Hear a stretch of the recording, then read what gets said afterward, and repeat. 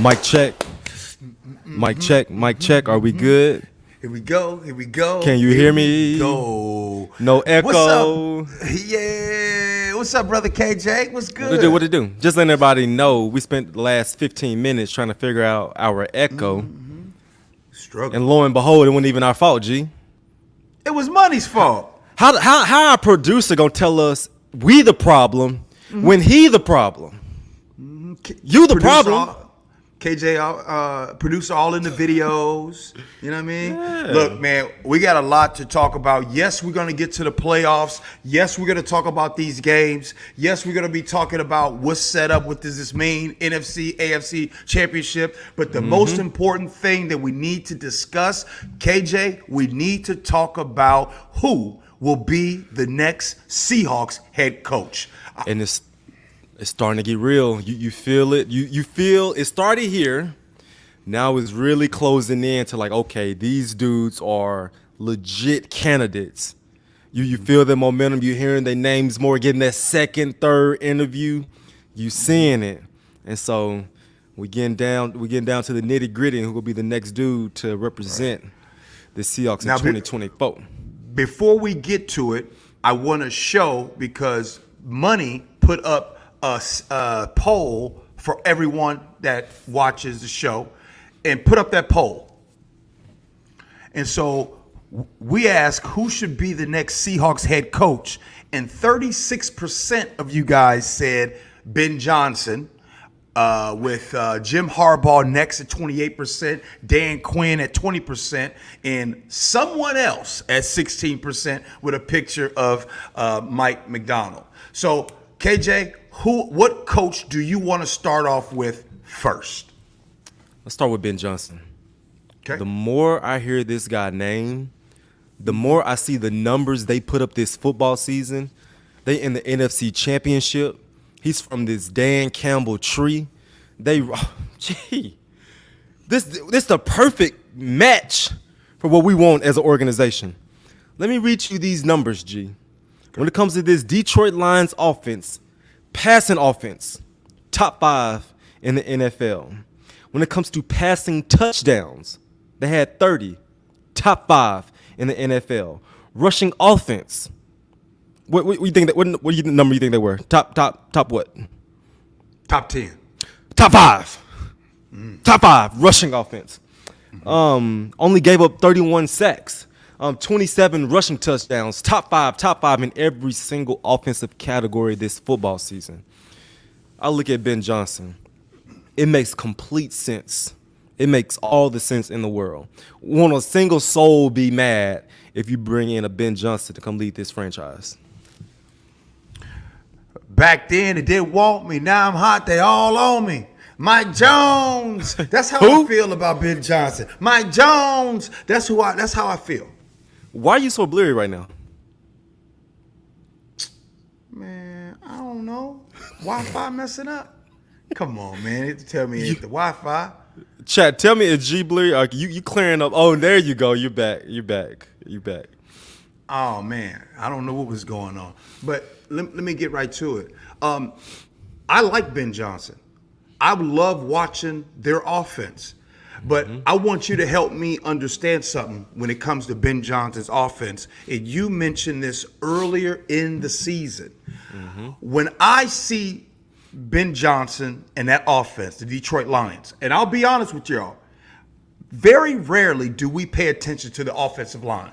That's just not something you do. You watching the quarterback, you watching the running back, you watching the receivers, the tight end. You don't pay attention to the offensive line. KJ, that Detroit Lions offensive line is real deal Holyfield. They don't play no damn games. They tone setters. They control the trenches. They blowing guys off the line of scrimmage. And where do you think they come from? It's coming from that guy right there. If we go win ball games, win, lose, or draw, we put it on you 5 guys up front. We put it on you guys up front. And I know it don't sound pretty. I know it don't sound sexy. I know it ain't cool getting all that stuff. But if you want to have a Super Bowl caliber football team, if you want to be in the NFC Championship next week, you need an outstanding offensive line. You need an outstanding play caller in Ben Johnson. And so He learned. He knows what leadership looks like coming from Dan Campbell. This team is full of NFL coaches, right? Dre Blau over there, Kelvin Shepard, Aaron Glenn, Dan Campbell. The list goes on and on. He's a former athlete himself, and so I ain't mad. So we're gonna go through these candidates, and I want you to do me and everyone a favor, KJ. As we talk about these candidates, I want you to play GM, and by the time we're done talking, I need you to be the one to say, if I had to make the decision, I would hire this candidate to be the next Seahawks head coach. Fair? Fair. Can you do that? It's easy. Okay. Next candidate. Let's go Mike Vrabel. Mike Vrabel. You mean to answer this now? No. We go through the candidates. Oh, okay. And then after we go through the candidates, then after that we come back with it. This Mike Vrabel's your boy. Mike Vrabel's your boy. We talked about him before the show in our production meeting. This is your guy from the Patriot tree. What you think about my guy Mike Vrabel? Yeah. Hell no. That's what I think. Of all the candidates that are out there, that is the one that I do not want. That is the exact opposite of Pete Carroll. No, and hell no. You ever had that time, the situation where your mama is dating a new man and you said, mama, that ain't the one for you. I already know. I don't even care. That dude tried to buy me some video games. He tried to give me some candy. Hell no. I don't want him at all. And no disrespect to Mike Vrabel. No, and hell no. Is the H lowercase or capitalized? Capitalized, bro. I'm telling you, man. I'm telling y'all. Okay. Do you want him? Let's go through his Let's go through the guy's resume. I don't give a damn what his resume is. Let's go through his resume. I don't care if he got money. I don't care if he got a boat. I don't care if he ain't got no kids. I don't care if he got a nice car. Sometimes, man, you just want your mama to be with a nice man. 3-time Super Bowl champion. Named AP Coach of the Year. Right? This defense, they was in the middle of the pack. But what's one thing that we missed this last year, G? What's one thing that we were upset a lot this past football season? Accountability. Discipline. Who else than someone from the Patriots tree, the Patriots way, would instill that in this football team? Yeah, well then you know what this reminds me of, KJ? It reminds me of a Matt Patricia. It reminds me of the Bill Belichick tree. You know what's wrong with them? It's not. Franklin Roosevelt said, it doesn't matter how much you know until they find out how much you care. Sometimes in life, there's a lot of people that know a lot of stuff. You might just know a lot of stuff, but I don't like it. I don't like you. You can know everything in the world. You can have the best teacher in the world. You can have this best person give you all this knowledge. If you don't like the person, that's what I'm talking about. Likability. Matt Patricia became the defensive coordinator for the Philadelphia Eagles, and man, they got their ass whipped the rest of the way.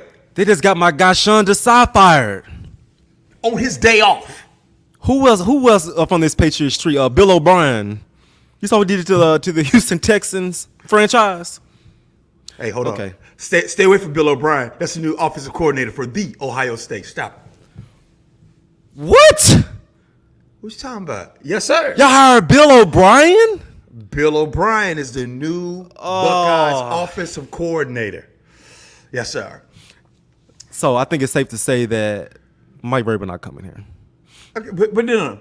You ain't going to put this all on me. Are you good with Mike Vrabel? He ain't my first choice. Is he your second choice? Hell no, he's not. Is he your third choice? He's not. Let's get to my second choice. Is he your fourth choice? He's my fourth. I give him fourth choice. Okay. All right. Next. Let's get to this guy right here. This dude right here is making me change up everything. Mike Macdonald.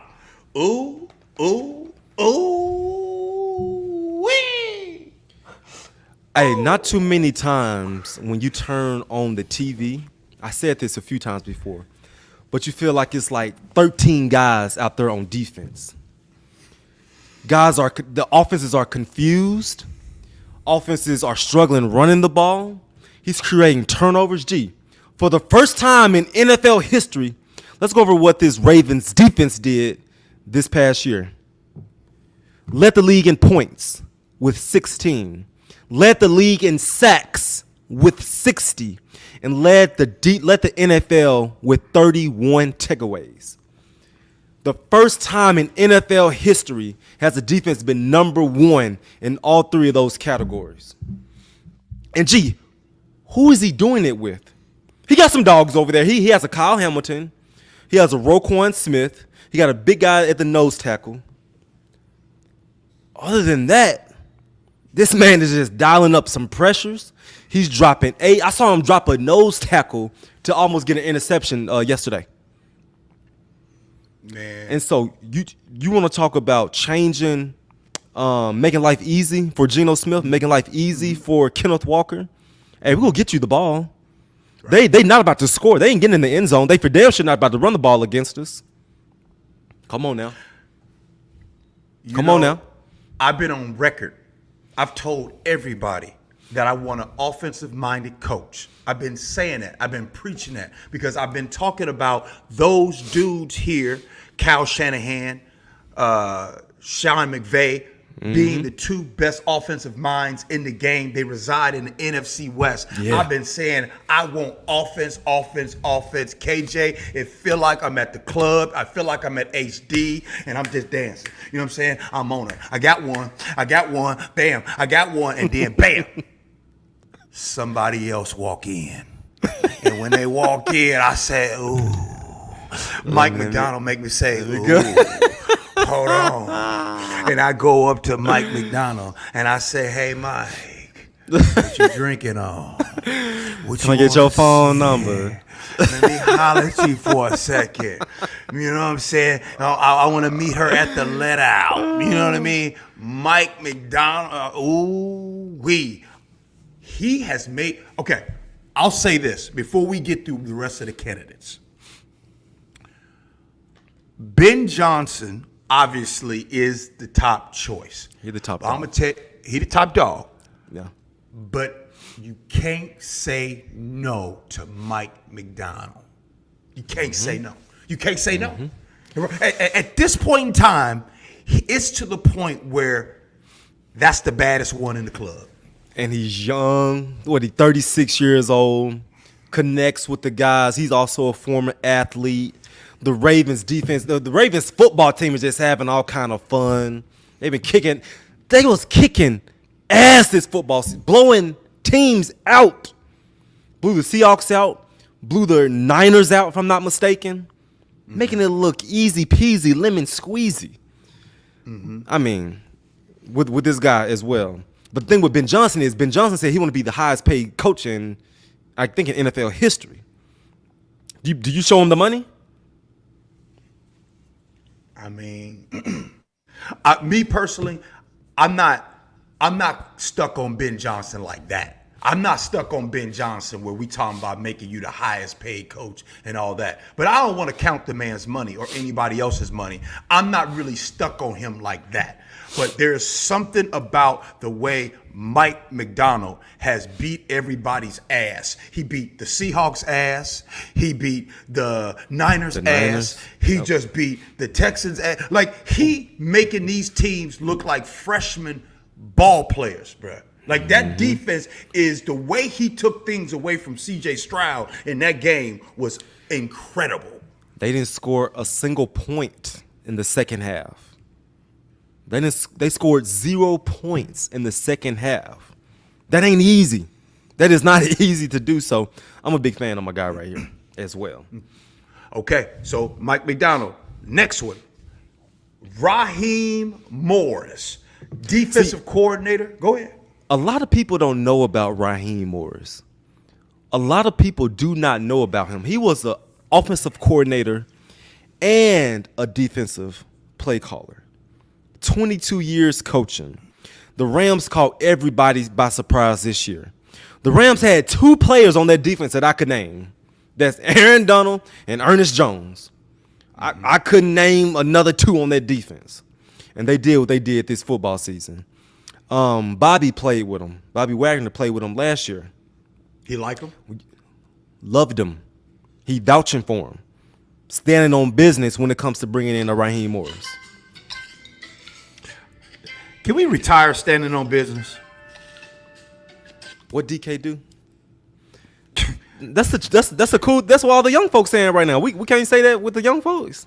I mean, we can, but everybody and their mama talking about they standing on business. Some of y'all need to get to work on time. Talking about you standing on business. Everybody ain't standing on business. You ain't accountable. You ain't going to work on time. I'm just sick and tired of I'm standing on business. No, you not. No, you not.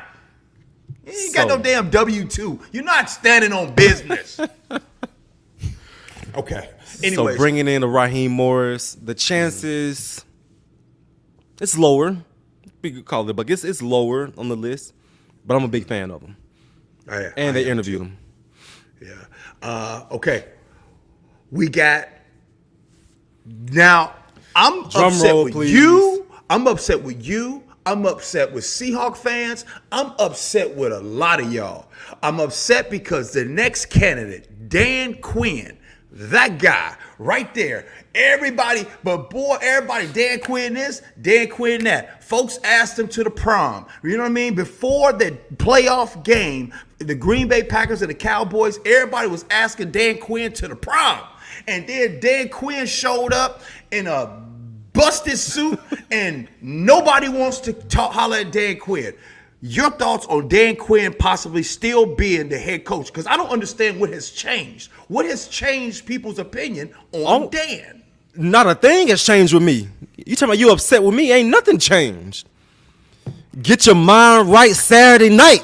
I'm still standing. Well, I'll tell you what. They didn't get their damn mind right on Saturday night that weekend. Okay, but go ahead. Hey, it's all right. First of all, my mustache. I keep looking at my mustache. My mustache ain't the lighting this thing up. Is it too dark? It is a little dark, huh? It is dark. Yeah. The hell wrong with my barber? Anyway, ain't nothing changed with Dan Quinn. Okay. Top 5 defense this past football season. Did we forget about that? A guy that's familiar with what Jody Allen and John Snyder want out of this organization. A guy that went and became a head coach, learned his lesson, he went to the Super Bowl, learned the hard way, went back, took a step back, became a D coordinator again. And so Coach Carroll then got fired before. Was with the Patriots, was with the Jets, came back, created a Super Bowl football team, created the Legion of Boom. And so just because you went somewhere, let's say to Atlanta, take a step back, come back again and lead the franchise to the promised land. I'm still staying on Dan Quinn. I love Dan Quinn as a man. I love the way he hold guys accountable, his leadership. I'm with it. I'm still with it. I feel like you may be a little, walking on eggshells a little bit. I think you may be hearing the chatter from the fans and the media. Where you at? I mean, I've been saying the same thing the entire time. I have not changed. I love Dan Quinn as a man, personally. Love that dude. Rock star, solid. But my whole point was this. If the plan was to do away with Pete Carroll after 14 seasons, then if you're going to do away with Pete Carroll and that philosophy, then do away with it, right? Like, yeah, I feel that. You know what I mean? Like if your auntie is like, child, I used to drink Coke, now I drink Diet Coke. You know what I'm saying? Like, man, stop that damn Coke. You know what I mean? The soda, that is. The soda. I know what you're talking about. So no disrespect to Dan Quinn. I like Dan Quinn. I really do. But I'm trying to understand what is the plan. Are you going to go away from Pete's philosophy or are you not? Because when the guys come in here, and let's say DQ comes in the OTAs, in training camp, he talks about, hey, we got competition Wednesday. Or we got no repeat Thursday. We got, or turnover Thursday, no repeat Friday. The guys will be like, I just heard this from Pete. And so they may receive that as athletes, like, we just heard this from Coach Carroll. Guys, even back in my time, We're talking about the message getting old, it's getting stale. Here it goes again. If you do bring this in, and if Dan Quinn does come here with that philosophy, guys may feel like, oh, we just going from here to just taking a skip and a hop and going with DQ. They may feel that way. Right. Okay, KJ, before we get on to the playoffs and before we get going, it is now time for you to be the GM. You are the GM. You are John Schneider. You're the GM for the Seattle Seahawks. Who right now of these candidates, or if there's another candidate that we have not mentioned, who is the one person? You don't get two, you don't get three. You get one person. No, you only get one person to hire. You stand on business. You have to stand on business and hire. Who would you hire? Shit. I only get one person. I'm making my announcement. You making your announcement. You telling all Seahawk fans, all 12s worldwide, who it is that you would be hiring as the next head coach. You want me to go first? I can go first to help you out. Go first. Okay, let me go first. If my job was on the line, and which it is, when you get ready to start making a decision on the head coach, I don't like the man personally. I think he's kind of different, if you will. But one thing about this one particular person, no matter where he goes, he does one simple thing very well. They run the ball and they stop the run. And that's Jim Harbaugh. You know what you gonna get. You know you go. Football is simple, KJ. You taught me this. I know. Run the ball, stop the run, and you go into the playoffs. Period, point blank. I'm not mad at Jim Harbaugh. And you going out on a limb with him. If you say I'm going all in, splash higher. All in. But remember, now listen, y'all.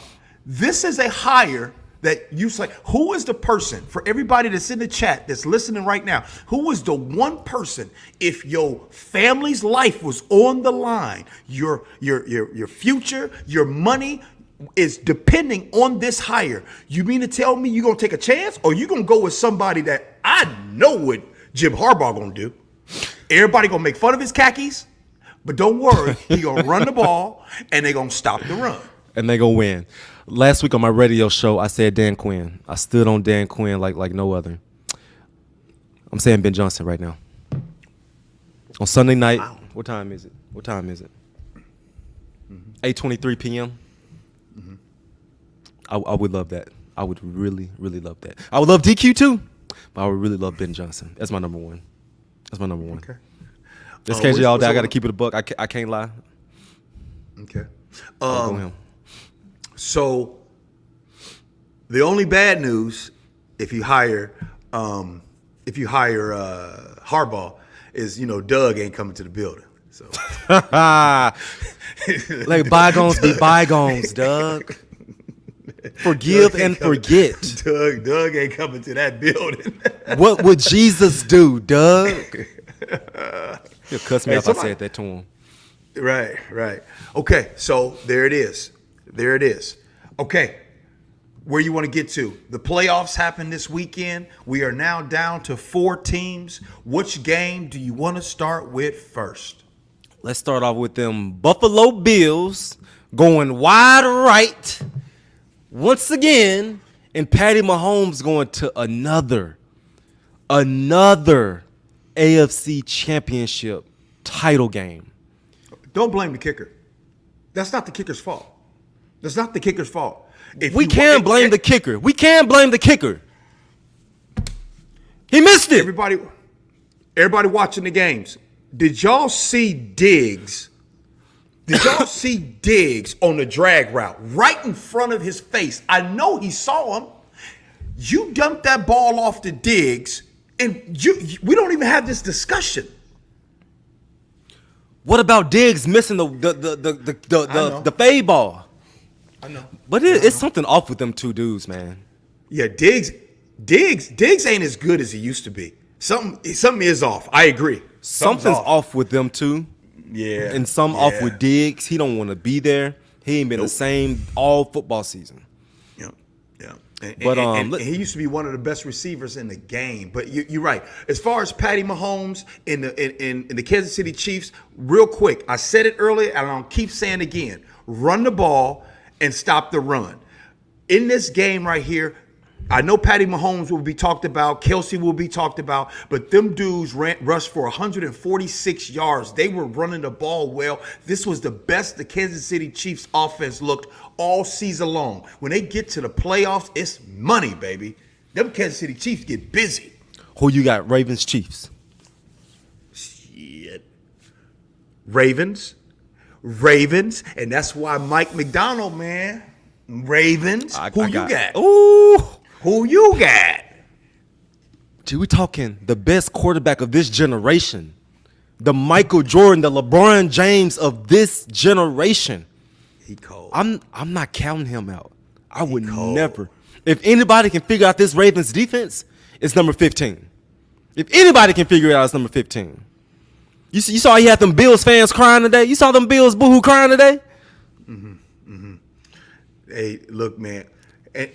Money, pull them Bills fans up real quick. Pull them Bills fans up real quick. Look at that. Look what he did to him. You cold. You wrong for Look that. what he did to him. You wrong for that. Hey, You wrong for that. how you gonna go home to your lady after doing that on national TV? How you gonna go home to your lady and try to bark orders? Babe, make me a sandwich. Hey, babe, can you make me some spaghetti? Your ass just crying on national TV, embarrassing me in front of the whole world. You make me a sandwich. You go wash my clothes. Hey, That's what Patrick Mahomes did to that man today. you see Pacheco as out of Rutgers, running back for Rutgers. What I didn't even know he was gonna be this good. He is a problem on that offense. That offense is legit, bruh. Come on, that offense come on. got weapons. Come on. And you got Rice, obviously first ballot Hall of Famer with him, and they running the football. I like Kansas City. And then you got Travis Kelce, who right now is number 2 all time with touchdowns, 17 touchdown receptions in his NFL career in the playoffs. Dude's killing it. You saw what that rumor that came out today about both these Kelce brothers Retire? going out together. At this point, Travis Kelce gonna be a damn movie star, right? Yep. Like everything he touched right now is gonna be money. And you see him throw it up. You see him score the touchdown, throw it up, and them Swifties say, ah! Them Swifties say, ah! What does that heart mean? What is that? What is that for? That's some Swifties. That's what Is Taylor. that what that is? That's what Taylor Swift be doing. That's what she do. Yeah. They like that. They for real. Yeah, they for real, man. Hey, I ain't mad at them. Matter of fact, it's right there on the screen. You see them? I see it. I ain't know Taylor Swift did that. Yeah, that's what them Swifties be doing. Right now, and everybody going crazy talking about, oh, y'all stop that. Y'all know these kids, these young girls, boy, they love Swiftie. They love Taylor Swift. So you got Taylor Swift. You gonna mess around and be a movie star. He on all the commercials, FanDuel, Pfizer, got the face for it, got the swag for it. Boy, why would I put my body through this? Yeah, Good looking man. Good looking. Yeah, good looking man. All right. Okay, so so they go in there, and then what else we got? And they playing the Baltimore Ravens. You know what I saw? game. Listen. Go ahead. You know what I saw in C.J. Stroud this game? This game for C.J. Stroud is so beneficial for his career. That moment was so beneficial for C.J. Stroud's career. You're a rookie. You get a home playoff game. You win it. Job well done. Beat the Browns. Job well done. And you see what it looks like. You see what you have to do this offseason. You see where you have to elevate your game. Like if I want to go to the AFC Championship, if I want to move past the divisional round, I got to face dogs like this. when it comes to the Baltimore Ravens. And so I don't know his makeup like you know his makeup, but I do know that he gonna come back with a vengeance. And I'm excited for this Houston Texans football team. Yeah, he's coming back. Definitely one of the top quarterbacks in the game for sure. So we'll see. It's gonna be action. It's gonna be great. We'll see what happens. Who's the next game you want to talk about, bro? Brock Purdy. Brock Purdy. Oh, game. Brock Purdy. Let me just let Brock everybody Purdy. know. And I know Richard Sherman, if he was here right now, he would argue with me. And of course, there's no arguing with Sherman. But I'm gonna be real crystal clear. Brock Purdy is a game manager. And that's what it is, period, point blank. You got a run game in Christian McCaffrey, who gets you 2 rushing touchdowns, and then you get 2 takeaways with your defense. Nothing but a bunch of checkdowns, and no disrespect. That's what you're supposed to do. And there's nothing wrong with being a game manager. You can win Super Bowls with game managers. Don't turn the ball over and give the ball to your stars. That's fine. You're good. Kyle Shanahan, if you go into this game with this same game plan like you did with Brock Purdy next week, you're not going to the Super Bowl. Way too many drop back passes. The run game was a little shaky in the beginning now. This offense was looking shaky. Deebo Samuel went out. This offense, if it wasn't for Dre Greenlaw, if it wasn't for that Niners defense keeping them afloat, they would have lost this ball game. They would have lost his ball game, and so you better get this play action game going, because just simply putting the ball into Brock Purdy's hands, slicing and dicing, getting the ball down the football field, he would drop back and just immediately go down to his check down. Immediately. He was rattled. His ass was rattled in this ball game. I'm gonna call it right now. All season, I mean, not all season, when the playoffs started, okay, I've been saying Ravens, Niners, Super Bowl. The Niners just found their kryptonite. The Detroit Lions are their kryptonite, and let me explain. First, that Detroit offense, they have an offensive line that ain't about rattled by the Niners D-line. Not at all. Nope. And they have a run game, 2-headed monster that can really get down. And man, they got dog wide receivers that be out there blocking on the perimeters. And when they not blocking, they getting the ball. And they got Sam Laporta out of Iowa, that tight end. They run that tight end game with you and everything. Them dudes, got them going to the Super Bowl. Lions are going to the Super Bowl. The most successful football teams when it comes to facing this Niners defense is the teams that go right at them. A team just say, I don't give a damn. We about to run this bit. We about to throw this thing. I'm about to go through my progressions. And I'm not mesmerized by Chase Young. I don't give a damn about a Fred Warner. We going to go man to man, blow for blow. Let's play some football. I got the Lions winning too, G. I got the Detroit Lions winning too. Yeah. Man. Them dudes real. And not just, here's the thing. Is Deebo Samuel going to be able to play? Man, he should. I will say this. These not in order for the Niners next week to have a chance, CMC is going to have to rush for 150 plus to even give him a chance, because them Detroit Lions playing no games. And if Deebo's not out there, they don't win the ball game. If Deebo Samuel's not playing, they do not stand the chance. They don't stand the chance. Nope. In the game, yeah. I'm excited. And by the way, and no disrespect to Brock Purdy, but who was the last quarterback? My guy, I can't think of his name right now. The last quarterback for the Niners, the one they got. Jeff Garcia? Colin Kaepernick? The pretty boy. You know, the one that looked like he on a shampoo commercial. Somebody in the chat help me out. Y'all know the one that took him to the last Super Bowl, Jimmy Garoppolo. Yeah. So Jimmy Garoppolo and Brock Purdy, the biggest difference between those two is Christian McCaffrey. That's the difference. Christian McCaffrey is the difference maker.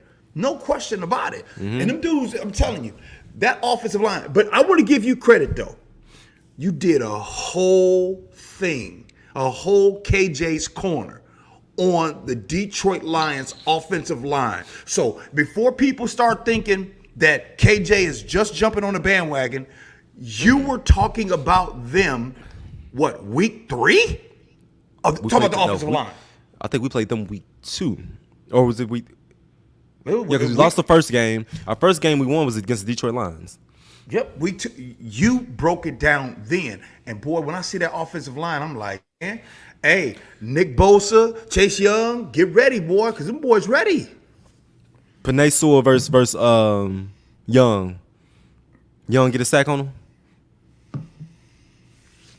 No, man. I don't think you do. They just groove, right? Like KJ, you tell us before we move off this topic. You tell us what it's like to face a well in sync offensive line that communicates, that gets to the second level, that's getting out there, getting to that next linebacker like they do. It's frustrating. It's a nightmare.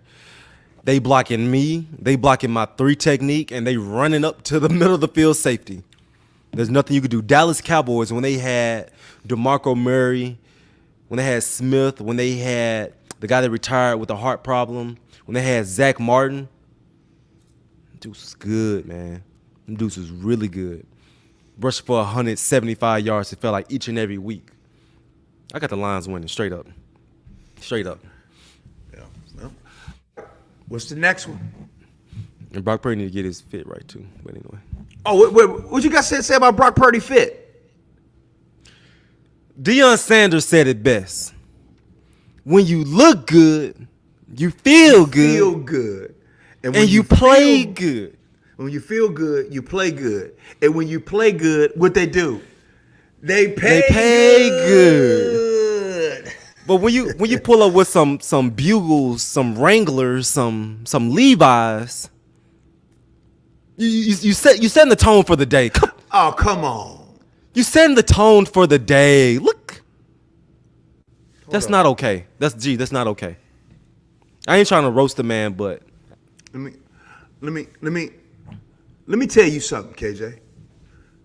Since you want to talk stuff about Brock Purdy, I already know what you about to say. Yeah. Fans love when they quarterback dress like that. Because when they quarterback dress like that, you know they focused on winning. You know they trying to lead the team to the Super Bowl. Because I know for a fact that there were quarterbacks back in the day that used to dress one way and got the job done. And then they started to get fancy and then things changed. Stop it. We saw what Pat... No, on the East Coast. On the East Coast. I don't know what you're talking about. I thought you were talking about here. Me? Why would I talk about anybody? All the quarterbacks here have always dressed great, right? Okay, I'm tripping. I mean, I wear Hawaiian shirts. Anyway, Brock Purdy, get your ass right, or Detroit Lions going to the Super Bowl. So we already covered the Lions. Go to the Lions real quick. Who they just beat? The Bucks. Since 1991. Darren Campbell, bite your kneecaps off. Can I say something to all of everybody out here? I wanna talk specifically to Seahawks fans, KJ. Now, you probably, as a former player, you probably look at these things a little bit different. You probably aren't as emotional about everything going on as we are. Mm-hmm. But I'm gonna tell you something, man. I'm jealous as hell. I'm jealous watching these fan bases and what they get to go through right now. I'm not gonna lie. I'm jealous of the Ravens. I'm jealous of the Detroit Lions. I'm just seeing these fans right now, man, and it just looks so good. They doing that dance with the Ravens, you know what I'm saying? Boom, they dancing. Detroit Lions having a good time, and I'm envious as hell. I'm a hater. I put this on everything. I had that same exact moment today. I was looking at which game was I was looking at one of these games today, and I was looking at the fans, I was looking at the guys playing, and I was like, could you imagine what Lumen Field would be like right now? What a Geno at quarterback would look like right now? I was like, dang, like this playoff football. This is what you dream of as a fan base, as a player. And we at the house talking about coaching carousel. The hell? We talking coaching carousel. I had that moment today too. I swear I did. I mean, they out there dancing. So check this out. Now, the Detroit Lions is right here in front of y'all face. They have not been to an NFC Championship game in 33 years. Now, everybody listening right now, I want to ask you a real question. What if the team that you love the most don't go to another NFC or AFC Championship game for another 33 years? 33! So that'll make me 67. That's wild. That's wild. What This the NFL, dog. What the city has been through, G, not just the football fans, what the city of Detroit has been through. With you watched that one movie, Detroit? Won't get too deep with that. But just what they've been through as Detroit, with fan base, with Barry Sanders retiring early.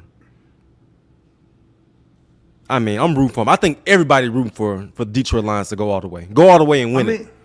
I mean, bruh, like, it for real hurts, man. Like, I just think about this, and I'm like if you think about it, so to put it into perspective, since 1996,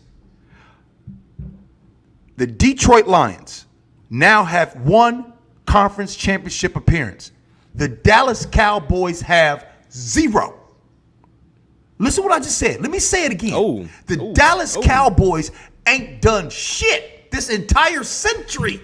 You ain't been nothing this century. You got Cowboy fans, and we them boys. Y'all ain't nothing. You ain't done nothing. Since 2019, the Lions have 2 playoff wins. The Cowboys have 1. Yep. So what the reason why I'm bringing that up, I'm just trying to put this into perspective. Like, Seahawks fans, we have had it so good year in and year out, thinking with the potential to get there. Man. So to sum this up, when it comes to hiring our next head coach, what these 4 coaches have right now that's still left, Dan Campbell, Shanahan, who am I missing? Andy Reid, and Harbaugh. What they all 4 have in common is that they are culture builders. They are culture builders. They know who they are. They know their identity. They have fun doing it. And year in and year out, we're going to see these same 4 teams competing for championships. We're going to see them competing for championships. So when it comes to bringing in the next coach with the Seattle Seahawks, I want someone that's a phenomenal leader, someone that gels well with the guys, and someone who knows who they are as a man and how they want to run this football team. That's what I want to see when it comes to hiring this next coach. Man, is it me? Is it me, or does it feel like this NFC conference is about to get real going forward? It feels like Detroit might be going for a little while. It feels like the Niners going to keep doing their thing. It feels like the Rams are about to re-up, right? They about to re-up. Like, it's about to get real. Like, man, there is. Let's get real with them. Let's get real with them. Let's go. You got to be able to run the ball. Let's go. Let's run it. You got to be able to run the ball. You got to be able to stop. Let's run that pill. Real simple. Draft me an O-lineman in the first, second round. That's what I want to see. I want to see, I know it ain't sexy, but, man, I want to see the next generation of offensive linemen, man. Because if you got a great O-line, you can have an average run, running back. Yeah, they'll create creases for him that he can just run through. If he ain't got if a running back, Barry Sanders, if a Emmitt Smith didn't have a Larry Allen, a Nate Newton, a Moose Johnson, he's not leading the league or leading the NFL in rushing yards. He's simply not. All the highlights you see Emmitt Smith running left, running right, untouched. Give these running backs some creases. Hey, KJ, whenever you talk about the Cowboys, you really know a lot about them from back in the day. Were you a Cowboys fan? Yes, absolutely. I was wondering. I'm like, man, you know a lot about the Cowboys. How passionate you are about the Seahawks as a fan? That was me. Yeah. You see all these jerseys up like this? My daddy had primetime, playmaker, dynamic duo, Troy Aikman, Emmitt Smith. He had all them dudes on my wall. Kid Norton Jr. I knew who Kid Norton Jr. was when I walked into my meeting at the combine. I was like, this number 51 for the Cowboys. Punching the bags. That was my squad. The first ever NFL game I went to was the Cowboys. Did your daddy like everything about Mike Irvin? Yeah. Everything? What's there not to like? Off the field, too? Yeah, he had fun. You know, work hard, play hard. Work hard, play hard. Okay. What happens on the yacht, stay on the yacht. Shoot. What happens on the yacht, stay on the yacht. All right. Hey, Norton, never mind, I ain't gonna say it. That's in-house. Never mind, say in-house. Never mind. Anyway. All right. Well, hell of a drug. So we get got the snuffles. All right, well, man, you ready to go to some of these questions out here? What we got, man? What we got in the building tonight? All right, let's see what we got. Who we got in the building tonight? Oh, our homegirl Sarah. What's up, Sarah Kimberly? Hey, KJ and faithful. Sarah be faithful. Hey, KJ and G. Do you think our next coach has a responsibility to uphold the Seahawk culture, or should they bring in their own? Much love. Oh, it's gonna be their own. It should be their own, Sarah. It should be their own. But if you look at how the Pittsburgh Steelers have done it, they keep that Pittsburgh Steelers tradition. You see what the Patriots are doing. Bill Belichick had in his contract that Mayo will be my successor. He played for me. He coached for me. I want to keep this same Patriots thing going. He had this in his contract. So different organizations do it differently, Sarah. But if it's me, hey, come in, do your thing. We trust you. We hired you for a reason. Bring what you want to bring. Sarah, great question. Mohammed, what's up, Mohammed Khalif? KJ, the two best teams in NFL have the four best middle linebackers. Is the middle linebacker position more important in today's NFL than ever before? Man, folks ain't trying to talk about linebackers. Folks don't want to talk about linebackers. Folks don't realize that when it comes to greatness, when it comes to winning ball games, you need really great linebackers. You saw what Dre Greenlaw did last week. Money, pull up Dre Greenlaw for me if you can. You saw what Dre Greenlaw did to seal the game for the San Francisco 49ers? What Fred Warner consistently does? Hey, look at this. He's buzzing to the flats. He runs all the way across the field to pick the ball. Linebackers, y'all. Now get your ass down. So, Roquan Smith, Fred Warner. Who else still playing? The Lions and so yeah. I agree. I'm gonna do a breakdown on the linebackers too. That's a very good, Mohammed. That's real good because I got to tell you, I don't even put enough respect on linebackers, on defense. You know what I'm saying? I think we bypassed it. We look at D-line because, we looked at pass rushers, you know what I'm saying, for the sacks, and we look at DBs looking for interceptions. We do not respect the linebackers enough. We don't respect them, getting that, making sure that when they on first down, making sure that it's going to be 2nd and 8 and 2nd and 9 as opposed to 2nd and 5. We don't respect the linebackers enough. Understand what they have to do. They got to get the call in their headset. Crowd screaming. You could barely hear it. You got to be like this. They have to relay the message, not one time. You have to say the call at least 4 times. Rock mesh guys on. Rock mesh guys on. Rock mesh. Because we don't huddle as a defense like that. So you got to scream it out to everybody. You have to set the front, get guys lined up. And on top of that, you got to do your responsibility as a linebacker. Mm-hmm. And so you can't take that for granted. I love seeing outstanding linebacker play. I can't wait to watch this upcoming Sunday. Okay. Next one. You know who? What was the Seahawks players' reaction when Doug called out Deion Sanders after the game against the Packers? Knew he was a dog after that. I just seen that clip like 2 days ago. I didn't know Doug did that. Only thing that made headlines. Hold on. This was after the second NFC Championship. I don't remember that moment. Only moment I remember was Richard Sherman's moment in the 2013 championship. I don't remember Doug's moment at all. Mm-hmm. I remember Deion Sanders calling them pedestrians, but I don't remember Doug clapping back like that. Yeah. Okay, next one. Dalton Anderson says, should Seahawks go all in for Josh Allen and Mike Vrabel trade and sign? Where'd that come from, Dalton? Dalton. No, I mean, go all in for Josh Allen? Dalton, my brother, do you think the Buffalo Bills are going to let Josh Allen get away from there anytime soon? Unless we're willing to give up 15 first-round picks.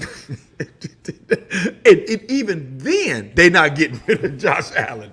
Oh, I have not heard of that, but no. Appreciate everybody. Everybody got a price tag, but I don't think our price tag can match what we're willing to give up for Josh Allen. You got a price, KJ? Everybody got a price. We'll get I'm back convinced. to that in a minute. Yeah. Josiah. Don't come with no weird stuff, bro. I mean, hey, look.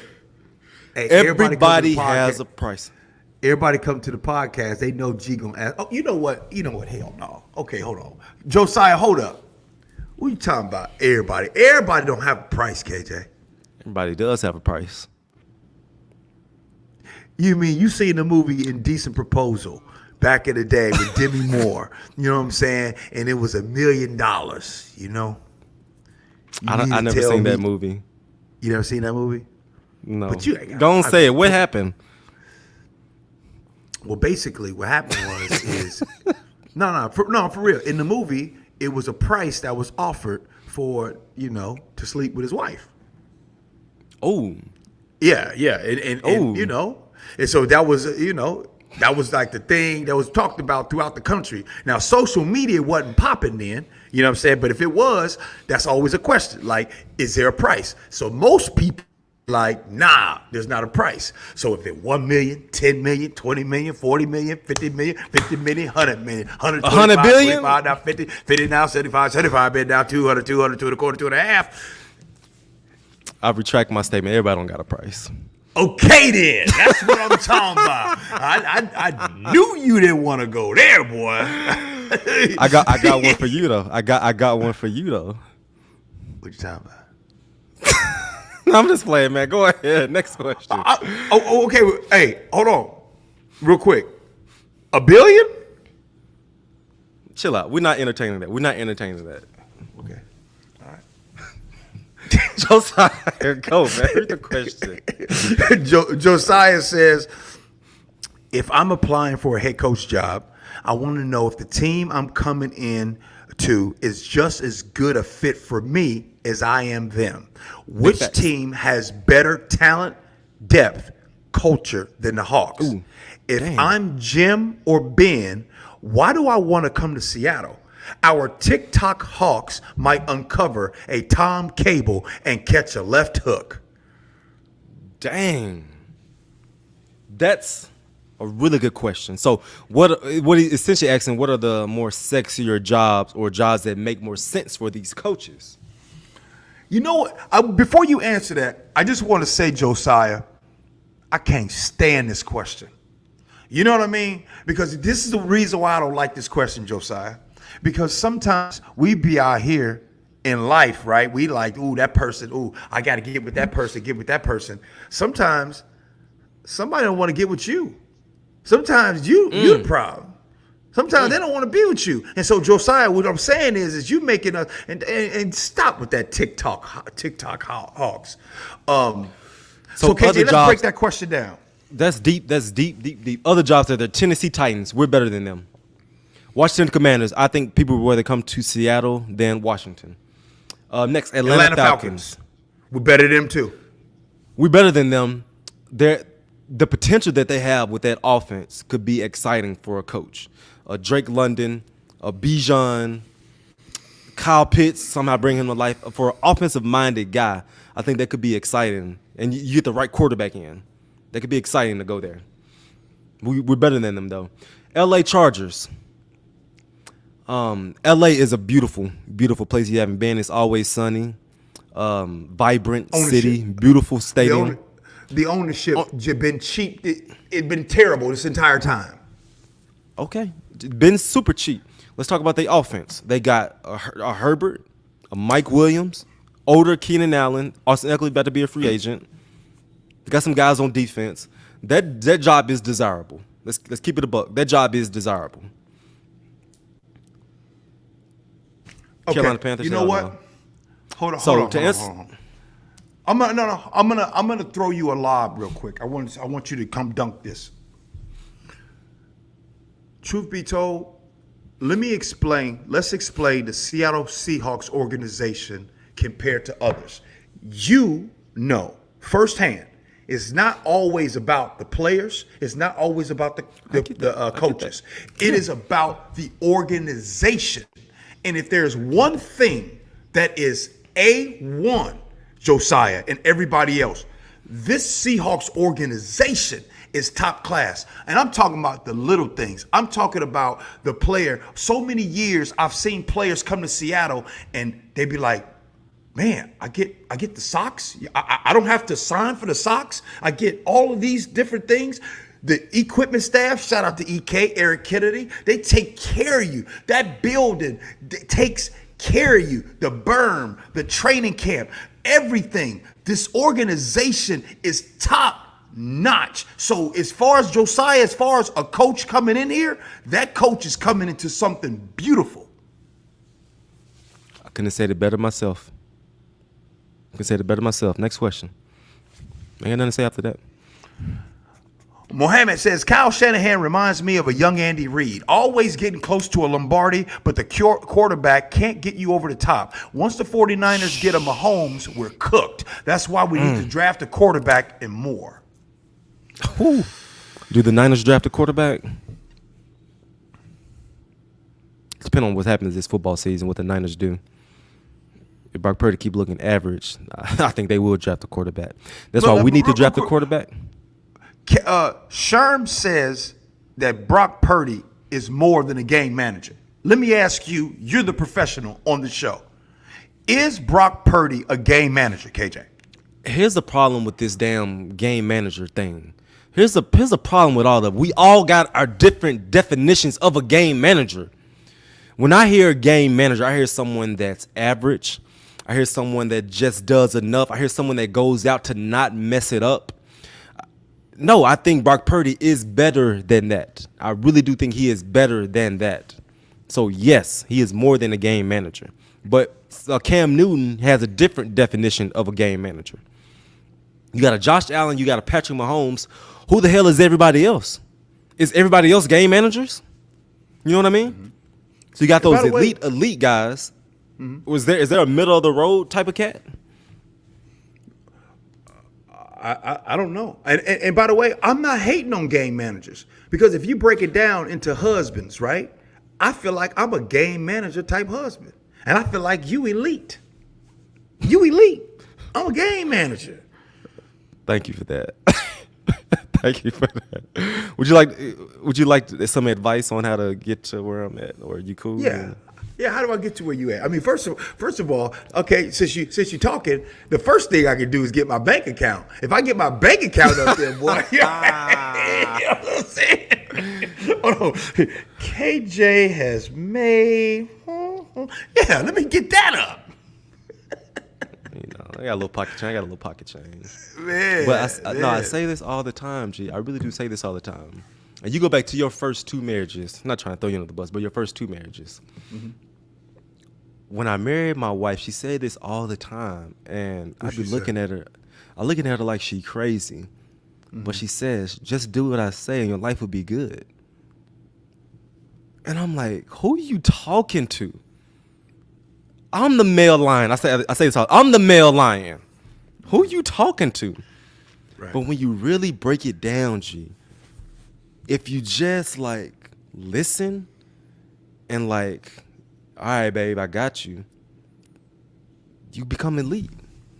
When you try to be the big dog, when you try to run the show, when you try to bark orders, they keep that you know what from you. Their mouth get to yapping. Hey, do as you told. Look, bro, I ain't gonna lie to you. My dad told me years ago. I learned now. Look, you can't. I ain't trying to win no arguments. I ain't trying to win no debates. Yep. That's a good point. You right. You know what? Right. You right. If you could practice you right. Oh, should it be the you right to where we try to piss them off, or is it like the you right? Yeah, you bet you right. You know you right. You right. You right. You know what? All right, next one. Next one. He's back. He's back. Kumar, what's up, JF? What's that, baby? NFC West gonna only get harder with the Cardinals draft picks, Rams rebuild, and Niners. Gonna be a tough few years. Let me tell you something, Jay Young. Pause before I say this, but the harder the better. The harder the better. Hey, bring it on. Oh, gee. Hey. Who wants it the other way? Who wants it easy?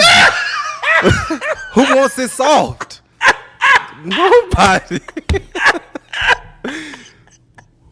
Hey. That's hey. You say everybody got a price, right? You know hey. I don't give a damn about no Niners. I don't care about no Rams. For dang sure not the Cardinals. We focus on us.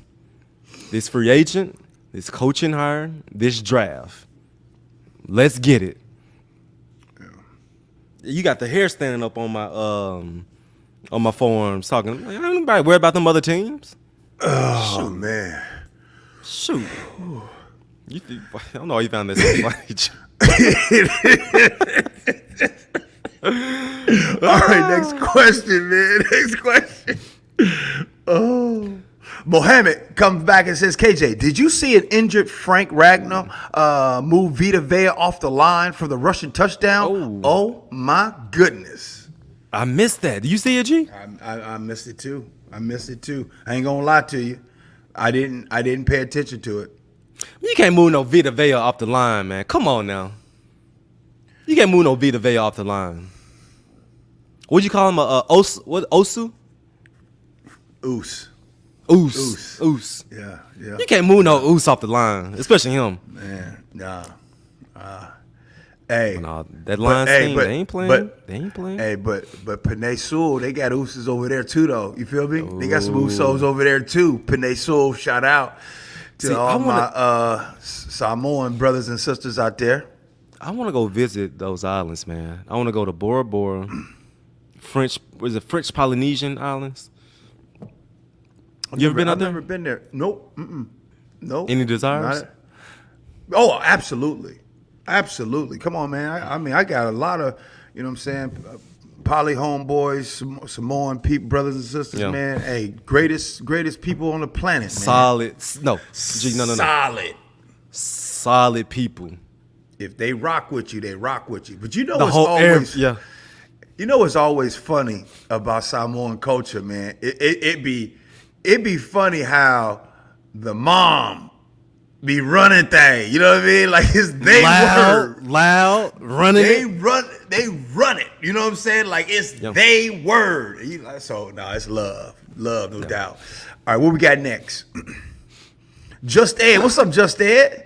I want an offensive type of head coach, no more defensive. Nobody wants to talk about linebackers because you're retired, KJ. We need more linebackers like you. Man, I'm washed up, man. They don't make them like they used to. But yeah, I feel it. I feel the offensive minded coach. No more defensive. I'm not barking back at that. I promise I'm not. Yeah. Where the game is going, I can see that. Hey, by the way, we had a conversation, and you guys, here's a did you know?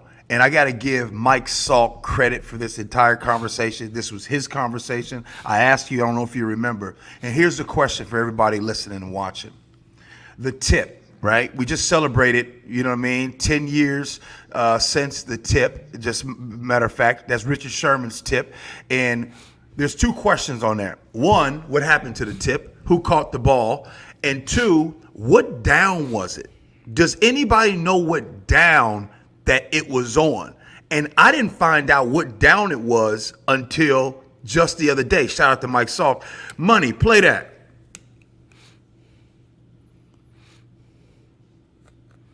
Trying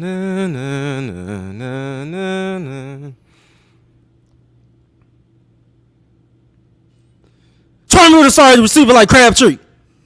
Now, so here's what's interesting about that. Now, KJ, you're gonna have to walk us through something. Number one, I promise you, I did not know it was first down. That's number one. Number two, I did not realize that they were just on the 18. They were on the 18-yard line, first down. Number three, why in the world was Malcolm Smith there in the first place? Like, that's a linebacker that went to the end zone. Like, I don't think people understand. Yeah, Sherm tipping the ball was great, but can we give some real love to why in the hell Malcolm Smith was there? Help us understand, KJ. Well, show the play again. I'll walk you through it. So first off, there's 20-something seconds left. That's like 20-some-odd seconds left. We're in 30 seconds. We're in cover 3. Malcolm is the buzz player. So our mindset here is you got to play everything deep to short. So his exit angle, when he buzzed to the flat, Malcolm went deeper than normal. Look at him. Look at him. So go back. Start the play over, money. Start the play over. Start the play over. Look how Malcolm drops deep, and he sees Kaepernick run or throws it. And it's an old saying, good things happen when you run to the football. Really good things happen when you run to the football. And so just really heads up play by Sherm. Malcolm catching the layup, go down. Let's go off to the Super Bowl. Look at the woman jumping. She see it. She said, oh, my God, catch it, Malcolm. Oh, she got up. Catch it, Malcolm. Look at the cameraman. The cameraman missed the picture. You trying to watch the moment. You missed the picture, cameraman. Oh.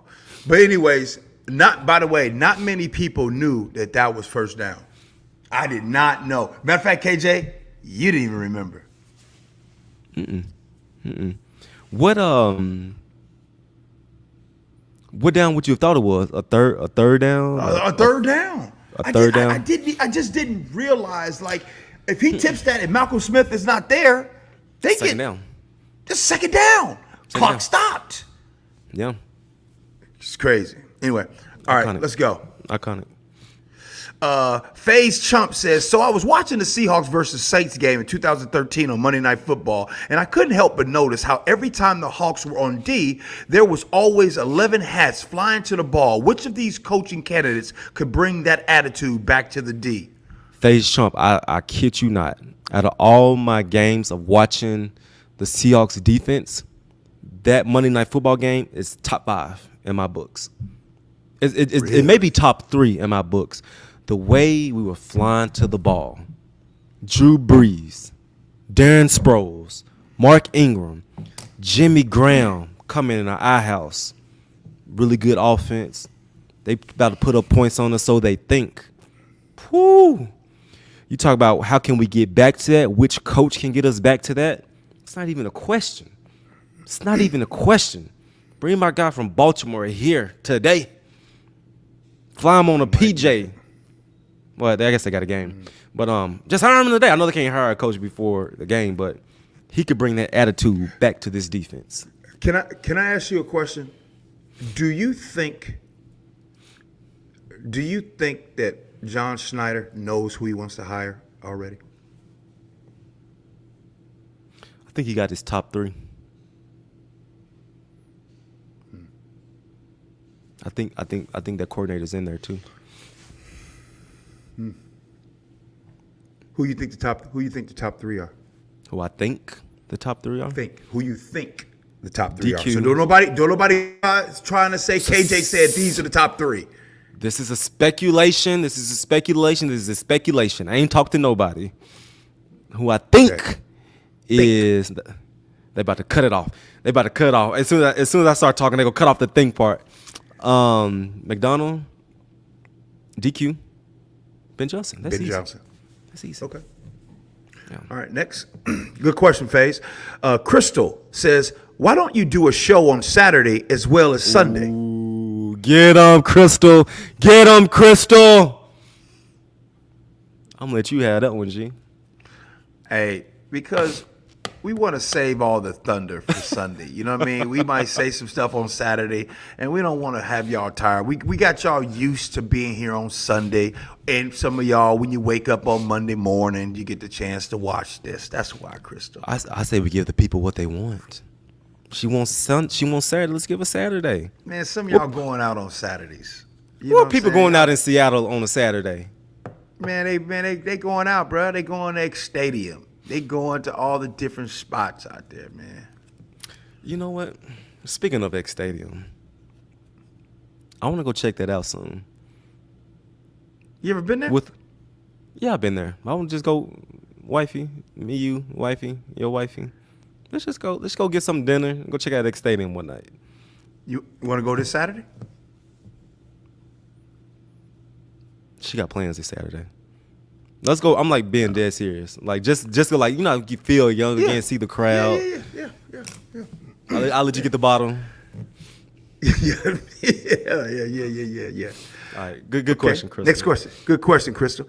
Joe Reese says, seeing other fans today, man, time to show love. G, you were amazing hosting the tailgate our last home game, bro. I was stoked when you got on stage. KJ on the sideline gave me goosebumps. Them Yeezys. You like them Yeezys? First of all, Kanye, you losing his dang mind. But anyway, Bruh. Appreciate you. Nah, he losing his mind, bro. You know what I think that is? Him having his woman walk around naked like that. I think that's a fetish of his.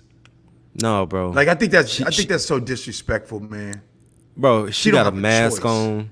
She got a mask on, man. her tail out. That ain't cool. That ain't cool at all. I think it's a fetish for him to just make her dress that way, to dress submissive out there. You know what I mean? Like, man, that's some. You got daughters, that's actually bro. That's some scary stuff, man. That is just like, man, come on, bro.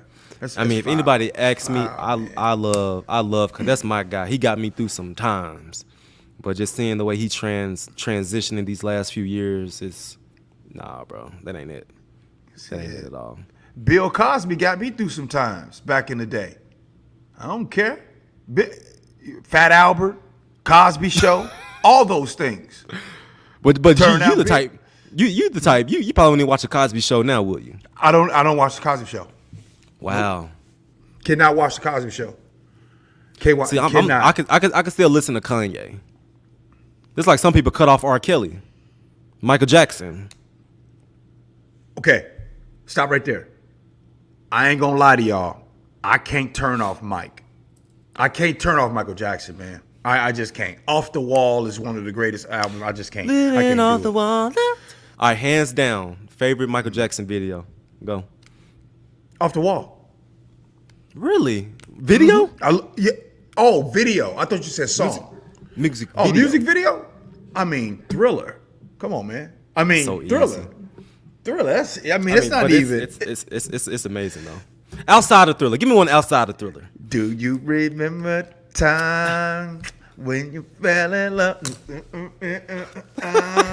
Me first. Eddie Murphy, girl. Magic Johnson. Yeah. Oh, whoa. Andy V says Smooth Criminal. Hey. Mine's is Smooth Criminal. Hey, yeah. When MJ hit that lean, he did this. I said, "Oh my god!" Yeah. That's what. Then they did the. Yeah. Like Mike. Oh, he was in his bag that video. Yeah. So I'll do Mike. I don't do R. Kelly.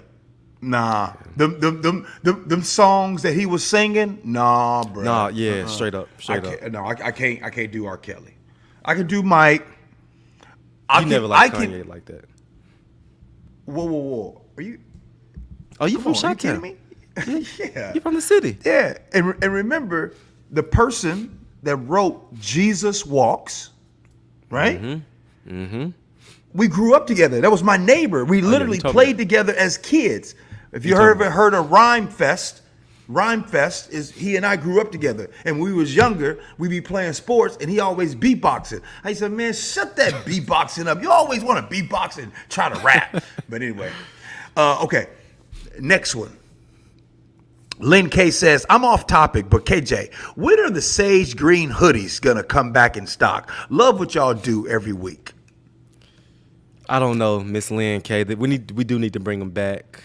They sold out like hotcakes. I didn't think it would be like that. So I will announce it soon, Miss Lynn K. Miss Lynn K, where you at in that picture? You somewhere sunny? On the island? Oh, she's trying to make somebody mad with that picture. Okay, Lynn K, I see you. She's trying to make somebody mad with that one. I see you. Yeah. Okay, Cat Stokes. Hey, that's the homie. Cat Stokes. Got mad love for Cat Stokes. Her and her mama be watching the show. Cat Stokes, much love. Mr. KJ, I bought my mom the all-day hoodie for Christmas, and she loves it. It's super clean. Any chance will the Sage hoodie get restocked? Much love to y'all. This is one of my favorite podcasts. Hey, 2 in a row. All right, let's get the people what they want. Money Mike, order 100 orders today. Order 100 right now. Yeah, it's coming soon. All day hoodie. I really don't talk to him like that. He a grown man. I don't know why I'm talking to him like that. Hey, wait, Lynn K said Lynn K said she was in the LBC. Oh, Long Beach, California. Long Beach, yeah. I see you. Danny McCormick says, what does Jody or John want? Do the two agree? They better agree. They agree. They tied in. Yeah, they like this. They on the same page. Yeah. I think she trusts him. She trusts him to go out and make decisions. He's earned the right to be in this position, and so heck yeah, They agree on the same page. We're talking about healthy organizations. Yeah. By the way, John Snyder gets crazy love from us. Love John Snyder, great dude, fam, good person. Family, good people. Johnson, you guys would love him personally. Tracy. Shout out to Tracy Schneider, you know what I'm saying? Ben, all them, you know what I'm saying? Love the kids, all that. All right, what's the next one? Rey Mysterio. Last week I wanted DQ. This week I want Mike Macdonald. First of all, hold on. Shout out to Ray for being honest. Thank you, Ray. If Jody sold the team to Jeff Bezos, would you want a new stadium or keep the one we got? All these new stadiums make me want a new one. What you guys think? First of all, thank you for being honest. Second of all, if she sold the team to Jeff Bezos, this stadium that we have, it's a good stadium. You know what I'm saying? It's here. There's no new stadiums right now. It's in the perfect place. So change the name. But real quick, since we talking about Jeff Bezos. Yeah, KJ, you see Jeff Bezos with the him and what's her name, Lauren? What they do? You didn't see the picture of what she was what she was wearing? Man, Jeff Bezos stepped out the other day, man, and he and his lady. I was just surprised. I said, "Damn, Jeff." Money, Mike, can you please pull it up for us? Money. You gonna have to find that. It's just so put Jeff.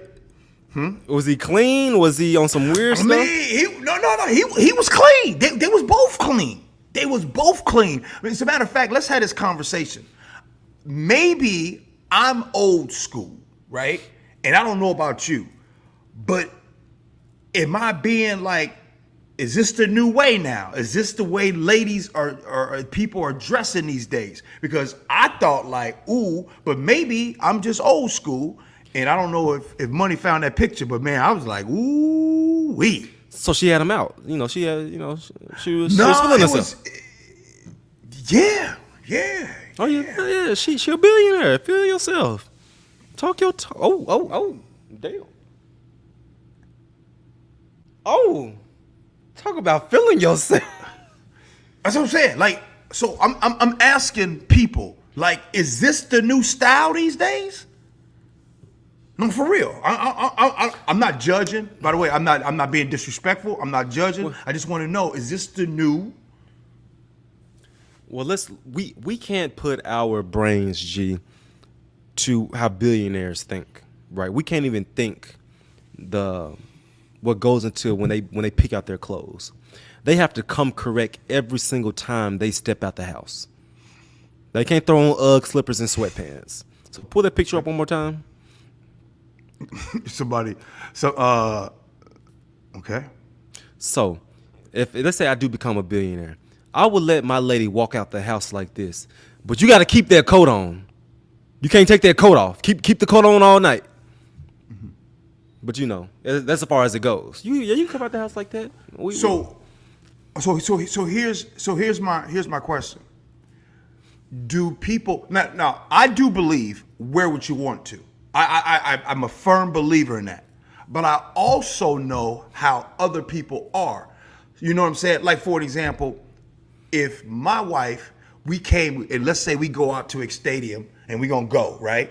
And when we go to dinner, let's say my wife wears that. It's a possibility that your wife like, this is disrespectful. You know what I mean? So does that matter? Only thing that matters is how you feel. You as the husband. If y'all comfortable, we comfortable. We the ones that got to answer to just us.